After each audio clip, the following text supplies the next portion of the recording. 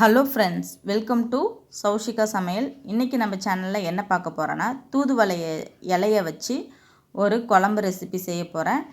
இந்த தூதுவளையை நம்ம அடிக்கடி எடுத்துக்கிறது மூலயமா நம்ம உடம்புல சளின்றது தங்காமல் பார்த்துக்கும். நம்ம உடம்புல சளி இல்லாமல் நம்ம உடம்பு எப்பயுமே ஆரோக்கியமாக இருக்கிற மாதிரி வச்சுக்கும்.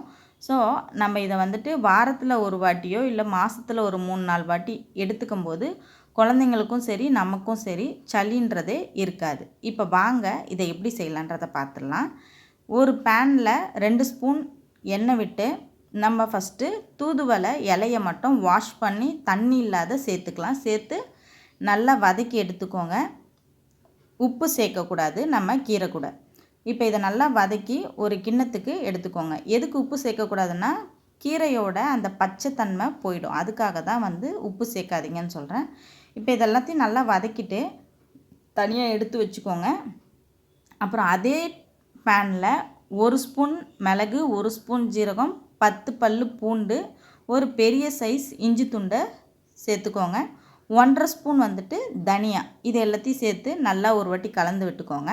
கலந்து விட்டுட்டு நான் 6 காஷ்மீரி மிளகாய் எடுத்திருக்கேன். அதையும் சேர்த்து நல்லா கலந்துட்டு 3 பத்தை தேங்காவை கட் பண்ணி சேர்த்துக்கோங்க.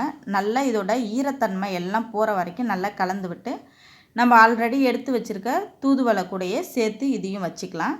இது எல்லாம் ஆறட்டும் ஒரு சைடு. அதுக்குள்ளே கிழங்க வேக போட்டுடலாம். சேனையை நல்லா ஃபஸ்ட்டே வாஷ் பண்ணிக்கோங்க.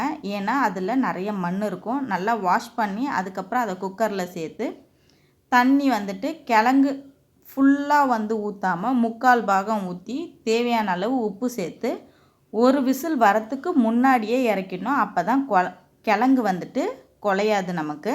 இப்போ இது ஒரு ஓரமாக இருக்கட்டும், ஆறட்டும். அப்போ தான் நம்ம தோலை உரித்து எடுக்க முடியும். இப்போது நான் மண் சட்டியில் செய்கிறேன்.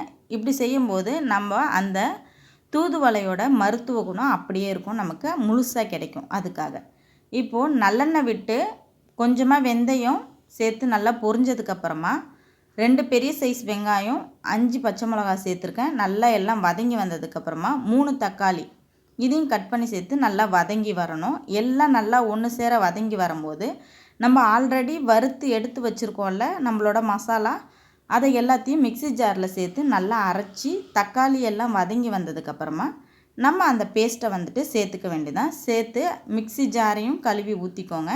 எல்லாத்தையும் சேர்த்து நல்லா கூட்டி விட்டுட்டதுக்கப்புறமா இப்போ என்ன பண்ணணுன்னா, இது ஒரு பபுள்ஸ், அதாவது ஒரு கொதி வர ஸ்டேஜ் வரும்ல, அந்த ஸ்டேஜில் நம்ம ஒரு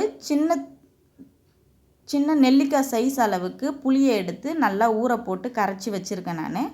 அந்த நீங்கள் புளி மட்டும் உங்களுக்கு ஏற்ற மாதிரி கூட குறைய சேர்த்துக்கோங்க. நீங்கள் நல்லா புளிப்பு சாப்பிடுவீங்கன்னா நீங்கள் கொஞ்சம் அதிகமாக கூட சேர்த்துக்கோங்க. நான் நெல்லிக்காய் சைஸ் அளவுக்கு புளி எடுத்திருக்கேன். இது 4 பேர் அளவுக்கு சாப்பிடக்கூடிய அளவு குழம்பு. ஸோ இதில் புளியை கரைச்சி 2 ஸ்பூன் அளவுக்கு குழம்பு மிளகாத்தூள் சேர்த்து எல்லாத்தையும் கூட்டி விட்டுட்டு ஒரு கொத்து கருவேப்பிலை, நல்லா ஒரு கைப்பிடி பூண்டை இடித்து சேருங்க. அப்போ தான் டேஸ்ட் நல்லாயிருக்கும். இப்போ இது ஒரு மூடி போட்டு ஒரு 10 நிமிஷம் வேக விடுங்க. கொதிக்கட்டும். நல்லா கொதித்ததுக்கப்புறமா ஒரு வாட்டி கலந்து விட்டுட்டு நம்ம சேனக்கிழங்க தோலை உரித்து பாதி பாதியாக கட் பண்ணி எடுத்துருக்கேன். அதை எல்லாத்தையும் குழம்புல சேர்த்துக்கலாம். சேர்த்துட்டு குழம்பு நல்லா கொதித்து வரணும். கொதித்து எண்ணெய் பிரிஞ்சு தெளிஞ்சு வரணும். அந்த அளவு வரைக்கும் நம்ம நல்லா குழம்பு கொதிக்க விட்டு எடுத்துக்கணும். இப்போ கிழங்க எல்லாத்தையும் சேர்த்துட்டு நல்லா ஒரு வாட்டி கலந்து விட்டுட்டு மூடி போட்டு ஒரு 10 நிமிஷம் வேக விடுங்க. வேக விட்டிங்கன்னா இந்த அளவுக்கு குழம்பு தெளிஞ்சு வந்துடும்.